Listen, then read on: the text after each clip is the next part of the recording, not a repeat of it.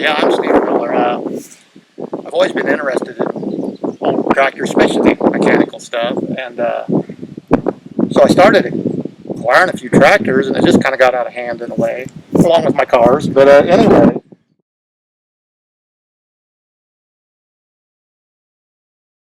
this is a Caterpillar 30, probably made in the late 20s. It'd be Caterpillar started in 1926. So yeah, it's pretty cool, and there's enough stuff here to restore it. So I got it from Alan Estergaard. His grandpa Chris Estergaard had it, and it sat there for a long time. So I've always wanted it. Do you know where his grandpa maybe purchased this tractor? I don't know where Chris bought this, but he was a pretty successful rancher in his day. It doesn't have a dozer, so he had to pull a scraper of some sort. You can't farm with it, so it's pretty cool. If you notice up here, I like this little Caterpillar logo. How it's Yeah, I just thought that was cool.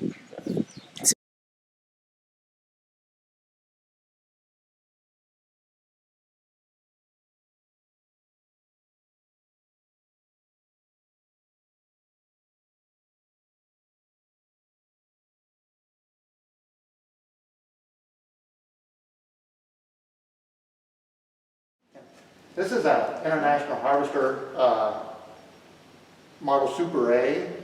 I got this from my father-in-law. He had bought it from the Olson family in Myrna, and when he ran the Diefenbach service station in Myrna, he used this to clean off the snow in his driveways by the pumps. And this dozer is actually a factory dozer, and I didn't know that until looking at one of my International Harvester magazines, and they had a picture one just like it. So I was pretty tickled.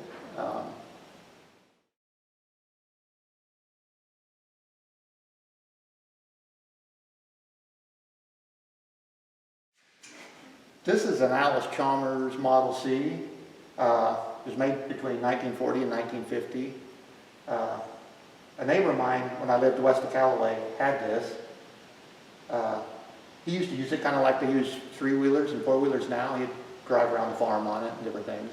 I can remember Frank, but he always rented out his ground when I knew him, and so I don't know any more than that, but it's a cool little tractor. Got a wide seat back there. And runs like a top. It's really, really nice tractor. Just needs paint.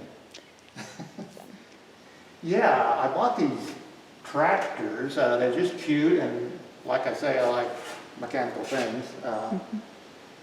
And unusual. This is unusual. A little C around. You don't see them very often. And you didn't see this. You don't see very many Super A's. It's set off, the seat set off to the side. It's kind of a garden type, or truck garden type tractor. You could really watch what is cultivating or something. But just unusual. And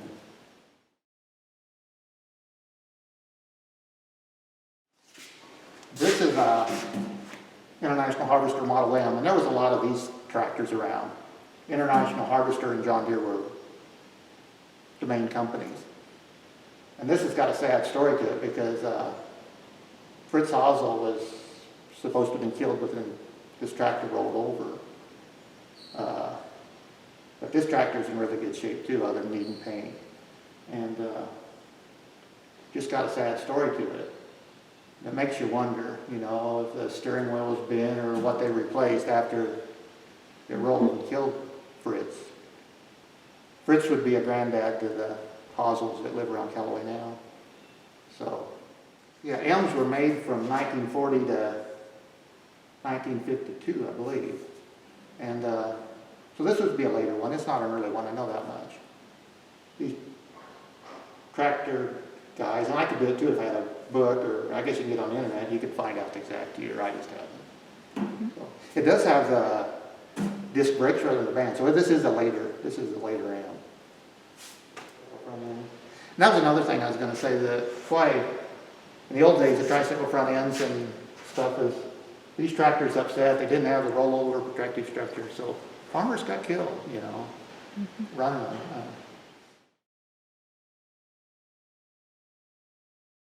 International Harvester, Okay. Super MD, Okay. the Super MD. They had M diesels before, but this is a Super MD. What I don't know is to have a little more power. But anyway, this is an M diesel, and it was made, a Super M diesel, sorry. It was made 1952, 54, I believe. And Tom Tickle here at Callaway bought this new, I understand. And so it's pretty cool being a diesel and an M. There's not many. He started on gasoline. That didn't have a pony motor. You started the actual engine on gasoline and then you switched it over to diesel.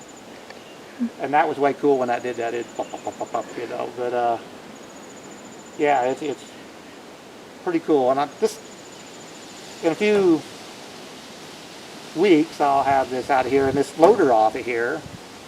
And for some of you, this is a farmhand F10 loader, and they were really popular in the 50s and early 60s before the round balers for stacking hay.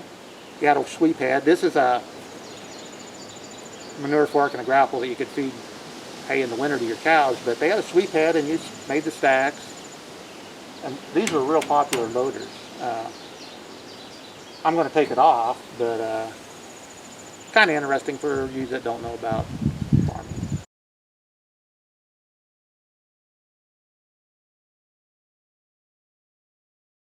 You're ready. This is a McCormick Deering 1530. That's a predecessor to the International Harvester Company. But I think this tractor was made in the 20s and they quit making them in the early 30s. But Chris Estergaard owned this tractor too, and he used to do threshing customized for people around. He'd go around and thresh the neighbor's grain with his threshing machine, which he pulled behind. So, kind of interesting. It's just been in this neighborhood forever, I guess. And I can remember Bob Estergaard, which is Chris's son. He had a pump mounted on this, and he had pumped water out of the river and irrigate. So I can remember that, sitting along the river and it was putting away. And so I acquired this from Dick Estergaard, Bob's son, which would be Chris Estergaard's grandson. And so I was pretty excited about it. I just need to do something with it. So I figure when I retire, I'll have more time. So pretty cool old girl with the steel wheels and everything. But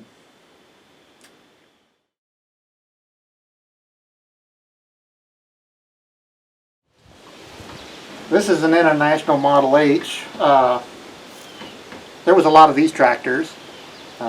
Bill Newton, west of Callaway, had owned this tractor. I bought it from Shane Newton, his grandson. And I backed it in here. It ran. I just haven't run it for a while. And I need to take this loader off and kind of get it running again, because setting is the worst thing of any on them. But should be a decent little tractor. Just needs restored, and got this homely loader on it. I think they were horn loaders, and you've seen them around, but if you've seen a video of the farmhand loader, you can see there'd be a lot better deal. So another thing I was wanting to tell you, Hoag's Garage in Callaway, when they was repairing tractors and automobiles, when in the H's and M's heyday, they said they would overhaul a tractor a day. Wow. And I thought, wow, you know, there were so many of them, but they would, and they were good enough, they did enough that they would overhaul one tractor a day. I just thought that was so impressive when, I believe it was Wayne Hoag that told me that. Which would be, if he is still alive, Shane Newton's father-in-law now, so.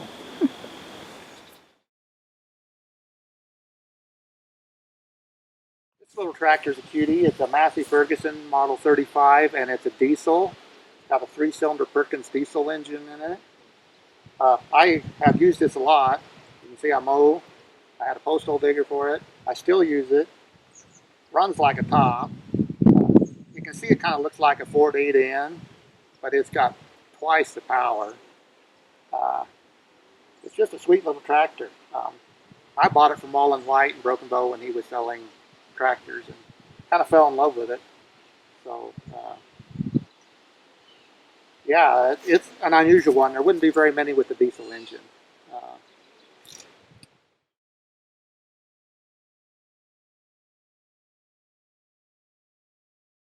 This is an International Harvester company, but it's a Farmall F20. International Harvester come out with this for row crop. You know, it was one of the earliest tractors. Farmers needed something besides horses for the farm, and a faster way. And this was the answer. You know, the row crop, one of the first tractors that you could do everything with on the farm, really. I mean, cultivate. It's just, and from what I've read, this is, they had the regular before the F20, but this was very similar. And I bought this from on the Larry Nelson estate sale 3 years ago. About all I know about it. Dwayne Thomas here has helped me get it running. He's just an expert on these old tractors, really, and how to make them run. So, been a lot of help. So, about all I know about it. Needs tires. We got it running. Got to replace the radiator and get her painted.